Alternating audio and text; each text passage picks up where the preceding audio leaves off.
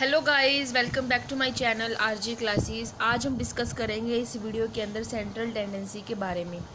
Previous video में मैंने आपसे बात किया था कि बिजनेस स्टैटिस्टिक्स क्या होता है, कि जब एक बिजनेस क्वांटिटेटिव इन्फॉर्मेशन का यूज़ करते हैं एक मीनिंगफुल डिसीजन लेने के लिए। इन अदर वर्ड्स, जब बिजनेस स्टैटिस्टिक्स को अप्लाई करते हैं अपने बिजनेस के अंदर एक मीनिंगफुल डिसीजन लेने के लिए, उसे हम बिजनेस स्टैटिस्टिक्स कहते हैं। ठीक है, आज हम आगे बात करेंगे कि सेंट्रल टेंडेंसी क्या है। देखिए गाइस, सबसे पहले जो हम स्टैटिस्टिकल एनालिसिस करते हैं, यानी जो भी कंपनी इंफॉर्मेशन को कलेक्ट कर रही है, उस इंफॉर्मेशन में से एक ऐसी वैल्यू को निकालना, एक ऐसी वैल्यू को निकालना जो पूरे के पूरे डाटा को रिप्रेजेंट करे। ठीक है, और इसी जो ये वैल्यू निकाली जाती है, उसी वैल्यू को क्या कहा जाता है? एवरेज या फिर सेंट्रल वैल्यू ऑफ डाटा। यानी कंपनी ने फॉर एग्जांपल काफ़ी ज़्यादा एक क्वांटिटेटिव इन्फॉर्मेशन को स्टोर कर लिया। ठीक है, उस क्वांटिटेटिव इन्फॉर्मेशन में से एक ऐसी वैल्यू को निकालना जो वे सिंगल वैल्यू पूरे एंटायर डाटा को रिप्रेजेंट करे, उसी सिंगल वैल्यू को हम क्या कहते हैं? सेंट्रल टेंडेंसी कहते हैं।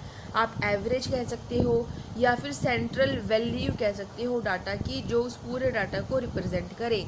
ठीक है, thus we find that average of series is a single value that represents the series। यानी आपको पूरी एक सीरीज़ गिवन है।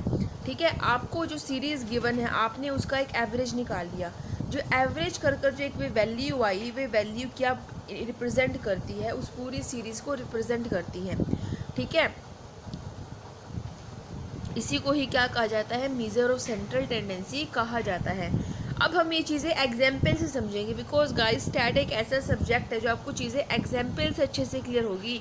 आपको भी चीज़ें थ्योरेटिकली इतना माइंड में ना जाए जितना आपको वो एग्जाम्पल से माइंड में जाएंगे।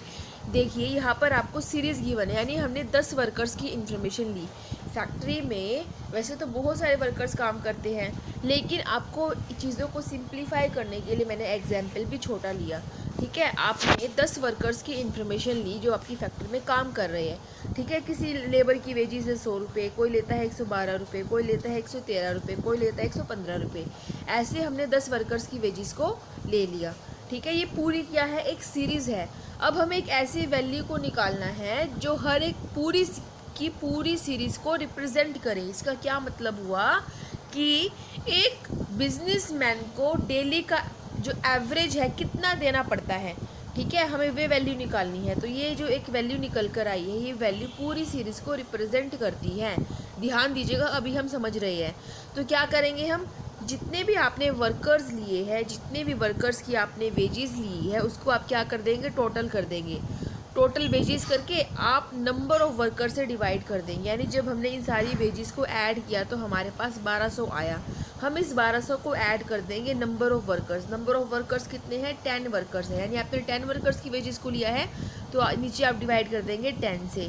तो जब आपने 1200 को डिवाइड किया 10 से, तो आपका क्या आंसर आया? 120 रुपये। ये 120 रुपये क्या है? ध्यान दीजिएगा। देखिए, here we observe that wage of some worker is below 120 and wage of some worker is 120 above 120। यानी जो ये 120 आपकी वैल्यू निकल कर आई है, ये एक ऐसी वैल्यू निकल कर आई है जिसके इर्द गिर्द पूरी सीरीज़ घूम रही है। अब कैसे? ध्यान दीजिएगा। But the average ways of ₹120 represents the ways of 10 workers. देखिए, आप इसमें जो ये पूरी सीरीज़ देख रहे हैं, इसमें आपने क्या देखा? जो हमारी एक वैल्यू निकल कर आई है 120 रुपये, कुछ वर्कर्स ऐसे हैं जो 120 रुपये से कम ले रहे हैं, कुछ वर्कर्स ऐसे हैं जो 120 रुपये से ज़्यादा वेज ले रहे हैं। ठीक है, पहली लाइन का मतलब था ये। लेकिन जो हमने एवरेज वेज निकाली है 120 रुपये, वे रिप्रेजेंट कर रही है 10 वर्कर्स की वेजेस का एवरेज। इसका क्या मतलब हुआ इस एवरेज का? कि जो ये 120 है, इसी वैल्यू के इर्द गिर्द, इसी वैल्यू के सराउंड पूरा डाटा जो है वे घूम रहा है। इसी को ही क्या कहा जाता है? मीज़र ऑफ सेंट्रल टेंडेंसी कहा जाता है और स्टैटिस्टिकल एवरेज कहा जाता है।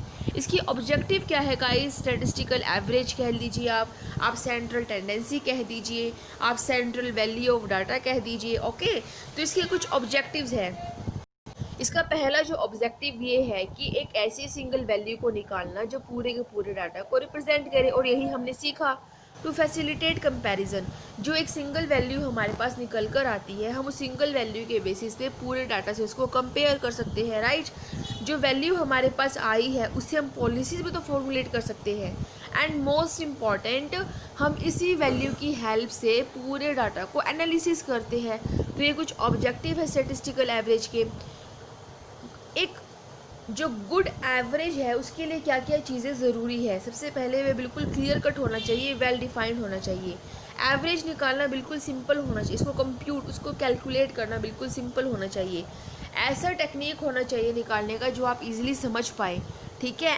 एंड हम एल्जेब्रिक ट्रीटमेंट अगर करना चाहे तो वो भी हम आराम से कर पाए। एंड जो वैल्यू निकल लाइक 120 जो वैल्यू निकल कर आई है, जितना भी आपने जो डाटा लिया है, लाइक जो आपने वर्कर्स की वेजेस लिया था, वे एक वैल्यू आपके पूरे डाटा से रिलेट करना चाहिए। तो गाइज़ ये कुछ एवरेज से रिलेटेड हमने आज पढ़ा। एंड एक पॉइंट हमारा और रह गया कि जो एक्सट्रीम आइटम्स है उसका एवरेज के ऊपर कोई भी इफेक्ट नहीं पड़ना चाहिए। एक्सट्रीम आइटम्स जैसे जब आप स्टैट पढ़ेंगे धीरे धीरे तो आपको पता चलेगा, दो तरह का होता है। एक होता है, देखिए आपको मैं करके दिखाती हूँ एग्जाम्पल में। यहाँ पे मान लीजिए 5, 10, दो तरह की सीरीज़ होती है, इंक्लूसिव सीरीज़ होती है, एक्सक्लूसिव सीरीज़ होती है, राइट। अगर आप इसमें 0.5 अगर आप इसमें से लेस करते हैं, यानी आपने 4.5 किया और इसमें आप 0.5 ऐड कर देते हैं, ऐसे ही 5.5,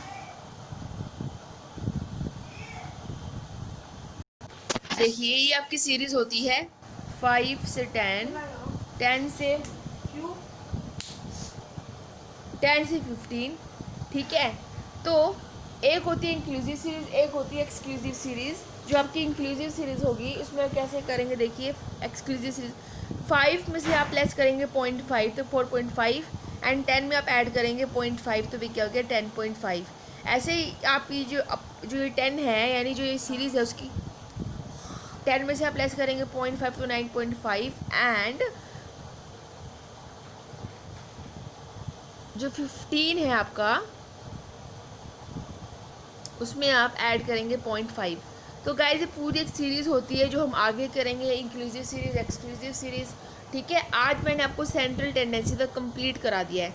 अगर आपको कोई डाउट है इस यहाँ तक तो आप मुझे बताइए, देन हम आगे बात करेंगे मीडियन और मोड के बारे में, ओके।